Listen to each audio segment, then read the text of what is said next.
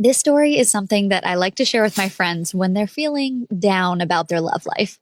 A couple of years ago, our school was getting renovated to add a new auditorium in. Half the school was closed off, but there was one bathroom that I found located down a dark hallway that was the prime place to do a number two. You know what I mean.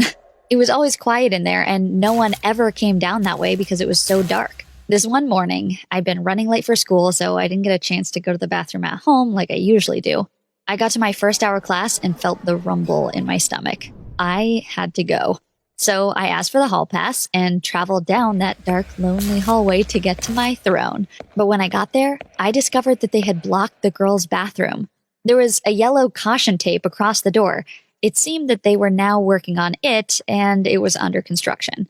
I was nowhere near another girl's bathroom, and I really had to go. So my only option at this point was to head to the boys' room. I almost didn't get my pants down in time when I finally got to the stall and started my business. Thankfully, I finished quickly. You know, it goes much faster when you don't have your phone to entertain you. I was just getting my pants zipped back up when I heard two boys walking in the bathroom. Crap, I thought to myself. I didn't want to get caught in the bathroom, and I didn't want to leave because I didn't want them to know it was me who had just dropped a bomb in here. All I could do was wait, and hopefully they do their business and be on their way. Of course, I wasn't so lucky. I've never known boys to be gossipy, but apparently that's what these kids wanted to do today. After they both got done washing their hands, they stood at the sinks. I could see them through the crack in the door, but luckily they couldn't see me. My feet were up on the toilet, and I was trying very, very hard not to move or shake. It got even more difficult to do when I heard the first boy say, "So, do you really think Lily's hot?" My eyes grew wide and my jaw dropped. That was my name. Who the heck would think that I'm hot? I tried to get closer to the crack in the door without making any noise. "Oh, dude, yeah, definitely," said the other boy.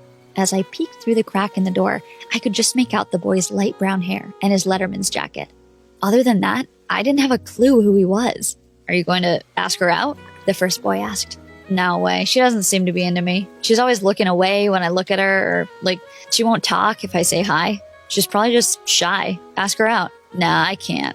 I'm really sure she doesn't think I'm hot." Was this person talking to Tyler? The hottest guy in the school? I thought to myself, watching the boys as they finally left the bathroom. Tyler was a football player, so he definitely had a Letterman's jacket, and he had soft brown curls that fell a little over his eyes. I hope it was Tyler. He does look at me sometimes, but I always get embarrassed because I feel like his piercing blue eyes are stabbing my soul. Am I being too dramatic? Probably. Anyway, I finished washing my own hands, and then I waited a couple more minutes to leave the bathroom. When I returned to my class, my teacher gave me a dirty look. I went up to her and told her that my period started, and she gave me a nod of understanding. I apologized and headed to my seat. We were supposed to be working on algebra, but I couldn't get my mind off of Tyler. What if he really had said he liked me? I'm not the most popular girl in school. I'm not super hot like the spunky cheerleaders. I'm more of an athletic type. I always figured Tyler went for girls who were super small, had bleached blonde hair. Maybe I underestimated him. When class was over, I still wasn't 100% sure it was Tyler who had been talking about me in the bathroom. So I didn't want to go up to him and just exclaim, "Kiss me," in front of everyone. Instead, I made my way over to where he was and kind of stood by to see if he would peek at me. My friend Daria came over. We talked, and I told her I had a secret. I explained what happened, and she couldn't believe what I said. "You're telling me that you were taking a poop and found out someone majorly hot has a crush on you?" I was actually done pooping, but yes, I was stuck in the bathroom, and now I may have a super hot boyfriend. "I don't believe this," she said as she shook her head. "Wow, thanks for the vote of confidence, bestie," I thought to myself. "Not that I don't think Tyler would like you, it's just that he's dating Simone." She pointed over her shoulder at Tyler, who had his arm around, you guessed it, Simone, a blonde cheerleader. Sigh. I watched as the two kissed and blushed. Dang it. Either I was wrong and that's not the Tyler that has a crush on me, or he's totally into me while having a girlfriend. I don't know which was worse. I tried to get all of this off my mind, but then lunch happened. I usually brought my own lunch, but today I was running late, remember, and I had to get a hot lunch. Standing in the lunch line, I was studying my phone. I wasn't looking at anything cool. Everyone I would have talked to was in school too. When I heard the voices from earlier, It was the boys from the bathroom. They were right behind me in line. I was about to turn around and see who Destiny had waiting for me. Now that I had a better vantage point, I could hear that it wasn't Tyler. I turned around to see Matt standing right behind me next to Drake. Matt is someone who was always on the outside of my friend group, but I never paid much attention to him because he was pretty shy and kept to himself. He was a wrestler, and he had some gorgeous blue eyes. As I looked closer at him in the lunch line, I realized that he looked a lot like Shawn Mendes. There's no way I wanted them to know what I was doing in there in the first place. Gross. So I put on my best flirty smile and gave Matt the eye. I turned back around and finished lunch as usual. I've known him for many years, but he's not someone I would have considered going out with. Even though he is cute, he's shorter than a lot of the guys I'm attracted to, and that's okay. Anyway, later on that day, when I was walking to my last class, Matt and Drake walked by in the hallway, and Drake nudged Matt. "Hey, Lily," I heard from behind me. I turned around, and he was standing there.